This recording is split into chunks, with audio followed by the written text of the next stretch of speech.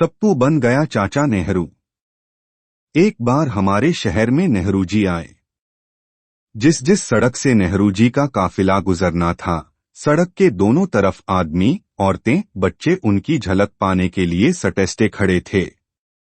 और जिस मैदान में नेहरू जी का भाषण होने वाला था वह तो खचाखच भरा हुआ था। मैं भी बड़े मामा जी के साथ नेहरू जी का भाषण सुनने गया। नेहरू जी क्या बोले यह तो मुझे पूरी तरह समझ में नहीं आया, लेकिन उनका भाषण देने का ढंग मुझे बड़ा अच्छा लगा। उनके कुछ जुमले मुझे सुनते सुनते ही याद हो गए और कुछ शब्द तो जैसे दिमाग में अटक ही गए। जैसे एक शब्द था गोया। गोया हमें आजादी मिली। गोया हमें मेहनत नहीं करनी है।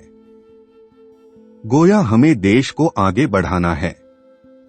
यह गोया शब्द मुझे बड़ा अच्छा लगा। नेहरू जी के मुंह से तो और भी अच्छा लगा। अब इस गोया का मतलब क्या होता है यह मुझे आज तक नहीं पता। हम लोग एक बहुत बड़े मकान में रहते थे। मकान एक बाड़े में था। उसमें कुल 35 परिवार रहते थे। बीच में सबके लिए एक बड़ा सा साझा आंगन था। दूसरे दिन इस आंगन में खड़त्र में 4-5 दोस्तों को नेहरू जी के भाषण के बारे में बता रहा था। साथ ही उनके भाषण की नकल कर रहा था। उन्हें मजा आया। वे बोले एक बार और बता। फिर बोले इसने गट्टू ने नहीं सुना। एक बार और बता। धीरे धीरे 10-15 बच्चे इकट्ठा हो गए।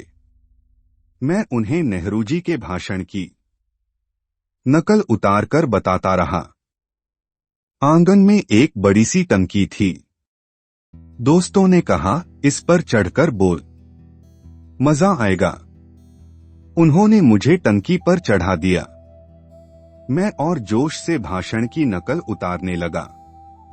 भाषण खत्म होने पर सबने बत्तीसी दिखाई और तालियां बजाईं। बजाईं क्या, उनसे बज गईं।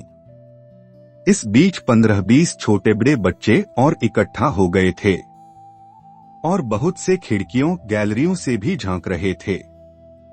फिर सुनाने की फरमाइश पर मैंने नेहरू जी जैसा मुंह बनाकर, हाथ पीछे बांधकर अभिनय के साथ भाषण दोहराया। जोरदार तालियां बजीं। अब तक कुछ बड़े लोग भी आ गए थे। जैसे जैसे भीड़ बढ़ती गई मेरे भाषण में अभिनय की मात्रा भी बढ़ने लगी और गोया का प्रयोग भी बढ़ने लगा।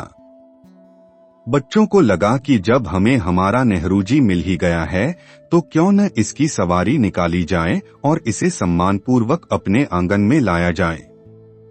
मुझे टंकी से उतारा गया। सब गली में गए।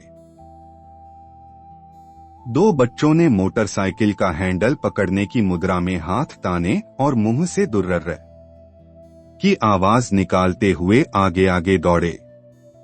4 मेरे आजू बाजू जीप के पहिए बनकर दौड़े और 2 मोटरसाइकिल वाले गार्ड पीछे। सबके बीच में मैं दौड़ा। यह काफिला गली के 4 चक्कर लगाकर गेट पर आया। मैं भी कोई कम नहीं था। सबके बीच दौड़ते हुए मैं दोनों तरफ हाथ हिला हिलाकर मुस्कुराता हुआ जनता का अभिवादन करता रहा। जनता नहीं थी, लेकिन उसे होना चाहिए था। अब मैं बच्चों, आदमियों, औरतों से खचाखच भरे आंगन के बीचों बीच टंकी पर खड़ा खूब अभिनय के साथ नेहरू जी के भाषण की नकल उतार रहा था।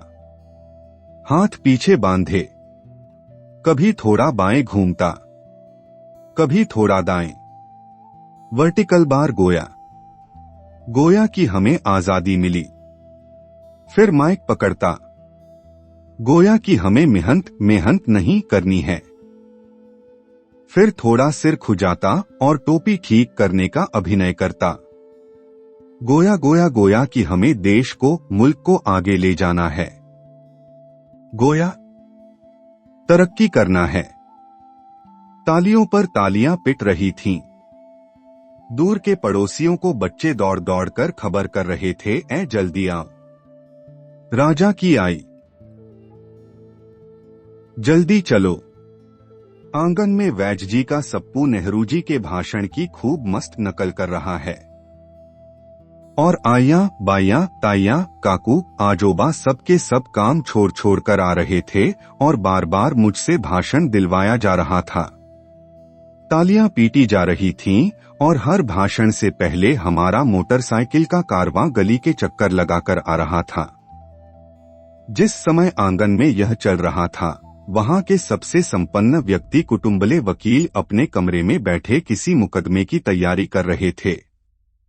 इतने में उनका लड़का अशोक ठुनकता हुआ उनके कमरे में पहुंचा और बोला, काका मुझे नेहरू जी बनना है, मुझे अब्बी के अब्बी नेहरू जी बनना है। कुटुंबले वकील ने उसे पहले तो घूरा, फिर डांटा, लप्पड़ खाना है क्या? होमवर्क तो होता नहीं अपना, नेहरू जी बनेंगे साले। अशोक बोला, वैद्य जी का सप्पू बन सकता है तो मैं क्यों नहीं बन सकता? काका जी बोले, तो बन जा। मना किसने किया? अशोक बोला, लेकिन मैं भाषण कैसे दूंगा? काका बोले, क्यों? जैसे वो दे रहा है तू भी दे देना। वो कैसे दे रहा है? अशोक बोला, वो तो गोया कर रहा है। काका बोले, तो तू भी गोया गोया कर दे, नहीं तो मोया मोया कर दे, कुछ भी कर दे। अशोक ठुनकते हुए बोला, नहीं, तुम मेरे को भाषण लिख कर दो, अब्बी के अब्बी।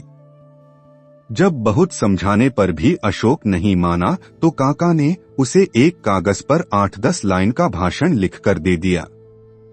कुछ देर बाद दृश्य यह था कि स्टूल के सहारे टंकी पर खड़ा अशोक, जो पता नहीं क्यों काला चश्मा भी लगा आया था, दोनों हाथ से कागज पकड़े नेहरू जी का भाषण पढ़ रहा था। भाषण में विकास, योजना और भविष्य जैसे बड़े बड़े शब्द आ रहे थे, लेकिन इस अमीर नेहरू जी का भाषण सुनने के लिए आंगन में एक भी आदमी नहीं था। अगले दिन बड़े मामा जी ने मेरे पिताजी को चिट्ठी लिखी, आपका लड़का आज नेहरू जी बना था, काफी ठीक ठाक रहा। पता नहीं पिताजी क्या समझे होंगे।